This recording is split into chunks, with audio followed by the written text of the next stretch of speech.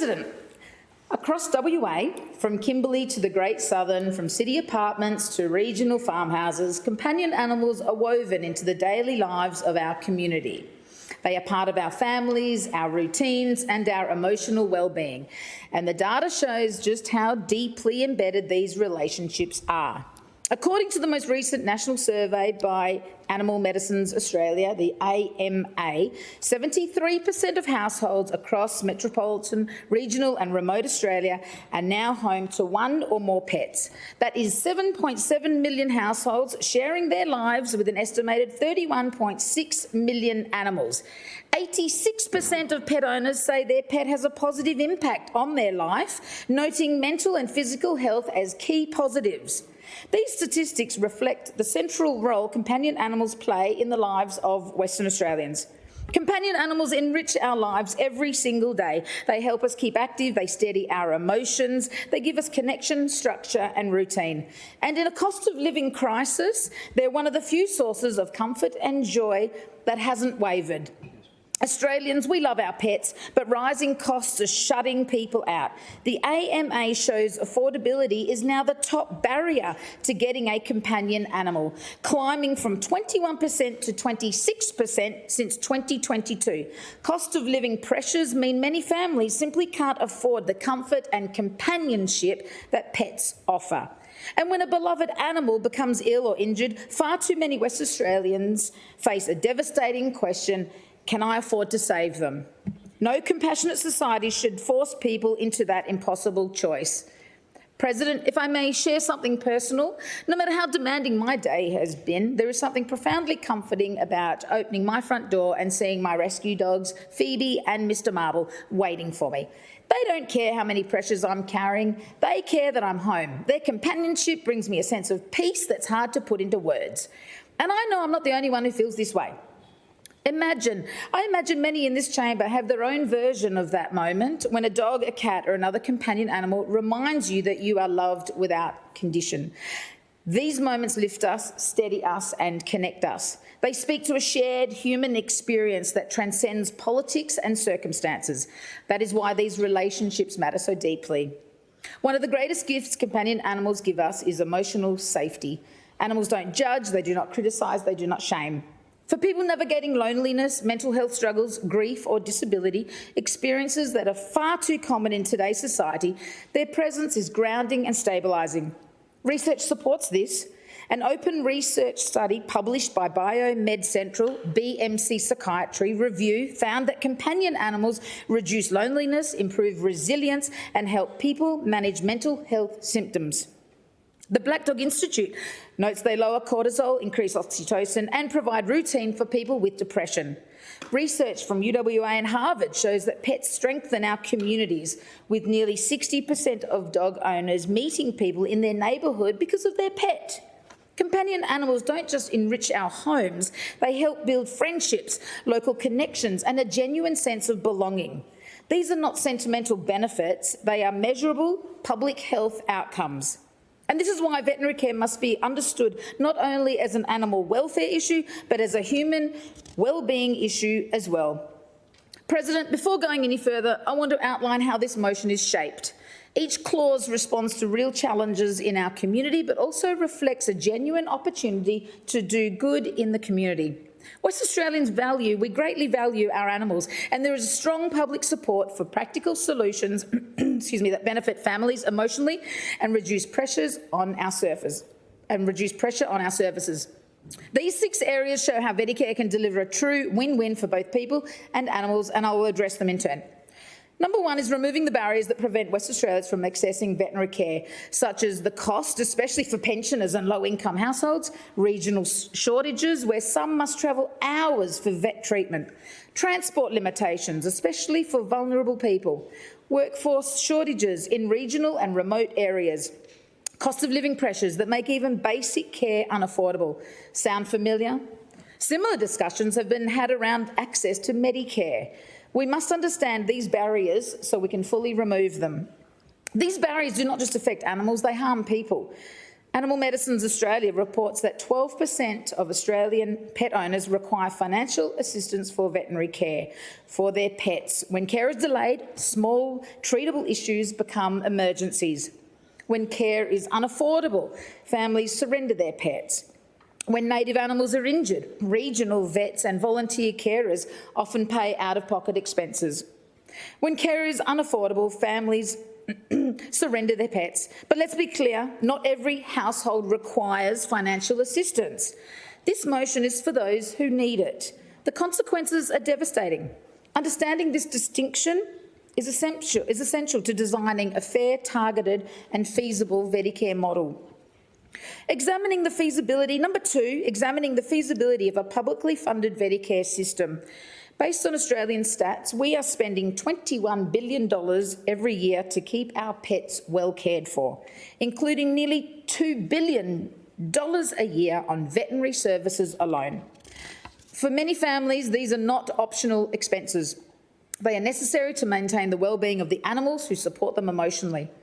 Veticare, as outlined in the Animal Justice Party's policy, is a practical, community-centred model that uses existing infrastructure, veterinary clinics, mobile vets, shelters and native animal carers.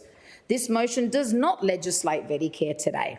It simply asks the Public Administration Committee to examine how a fair, targeted and financially responsible veterinary support system could operate in Western Australia.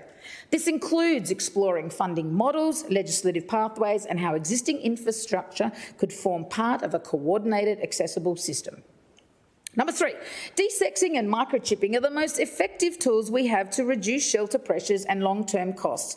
The evidence in WA is stark. Over 75% of cats entering Cat Haven arrive undesexed. Among strays and abandoned cats, that figure is close to 90%. Alarmingly, figures have not changed in over a decade. On the other hand, the Dog Refuge reports 75% of dogs entering its care are unsterilised, up from 50% 5 years ago. These numbers are not just distressing, they are expensive. Unplanned litters, drive impoundments, strain council budgets, overwhelm shelters and increase euthanasia rates. The state spent $9.8 million on a centralised registry that ultimately failed, while frontline organisations like Cat Haven receive just $150,000 annually, despite desexing 6,000 cats a year and delivering essential public education. Prevention is cheaper than crisis. The Standing Committee can quantify this and explore long-term cost-saving models. Number four, President, I want to specifically acknowledge the Honourable Dr. Steve Thomas, whose professional experience as a veterinary surgeon brings invaluable perspective to this debate, and to thank the honourable member for his time and help in conveying the sentiment of this motion. Thank you. People working in the veterinary field face some of the highest rates of burnout and compassion fatigue of any profession. They are often placed in the heartbreaking position of turning animals away due to cost. Veticare could fundamentally reduce this emotional burden. The committee could examine how Veticare can strengthen the veterinary workforce, especially in regional areas, through better retention, reduced burnout and support for vet nurses and associated professionals. A stable veterinary workforce is essential for community wellbeing.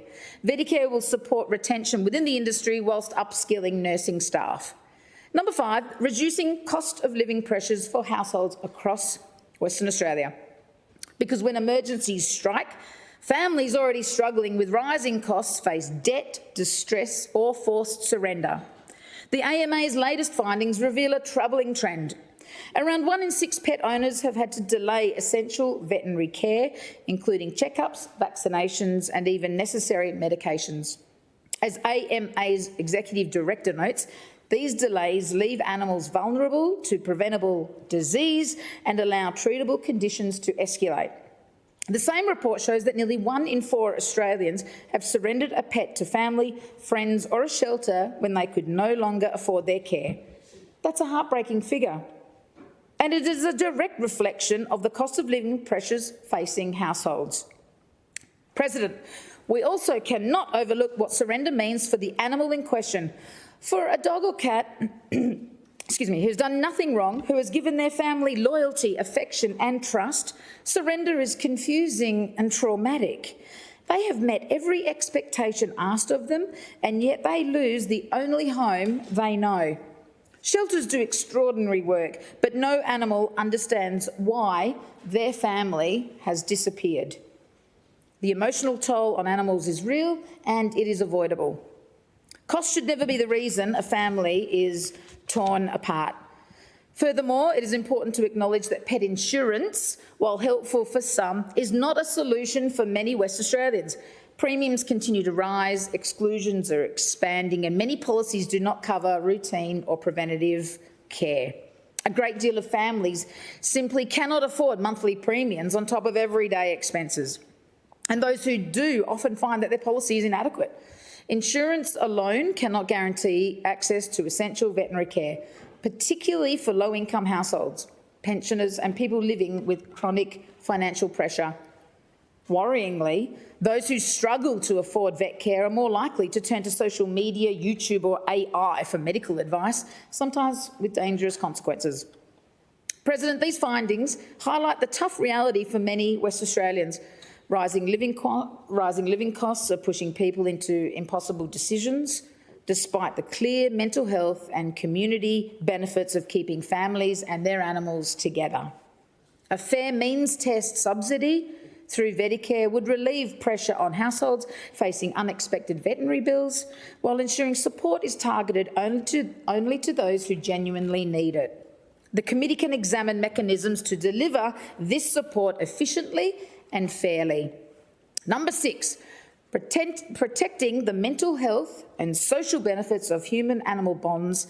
This motion explicitly recognises the mental health benefits associated with companion animals, benefits that are deeply significant for many West Australians.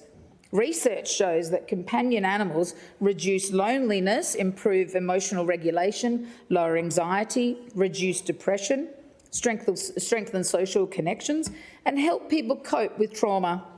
These benefits are profound, and they are why veterinary care must remain accessible. The committee can explore how veterinary accessibility supports community mental health. Some may ask, can we afford this? But the Standing Committee can ask the more accurate question, can we afford the continual cost in doing nothing? Animal shelters, rangers, councils and families are already paying the consequences of inaccessible vet care. The inquiry will allow us to compare these costs transparently and responsibly. It's outrageous that native animal carers and veterinarians currently bear the full financial burden of treating injured native animals. Animals often harmed as a direct result of habitat loss, land clearing, car accidents. And if we are contributing to habitat destruction and displacement, then we also hold a responsibility to save the animals we can. Let's explore reimbursement models, regional impacts and biodiversity benefits. President, accessible veterinary care is not just beneficial to animals, it strengthens communities, stabilises families and supports mental health. Let's consider for a moment my neighbour, a single mum pregnant with her third child who values the importance of kids growing up with animals. I have personally borne the cost of sterilising and microchipping both of her cats because the accessibility into discounted programs has proven to be unattainable for her. How about the pensioner whose only companion is an elderly cat? The family whose dog breaks a leg and is forced to choose between going into more debt or surrendering their beloved pet? The native animal rescuer paying out-of-pocket expenses after bushfires. The regional vet overwhelmed by preventable emergencies. These are real West Australians. Their quality of life is directly affected by whether veterinary care is accessible. As I've said, this motion does not legislate Veticare today. It triggers the responsible evidence-based process needed to examine it. It calls for fairness, it calls for compassion, it calls for sensible, preventative investment. Let us show that ethical and economic responsibility can work together. Let's build a future where no animal suffers because of money and no person loses their companion because they cannot afford care. With those remarks, President, I commend the motion to the House.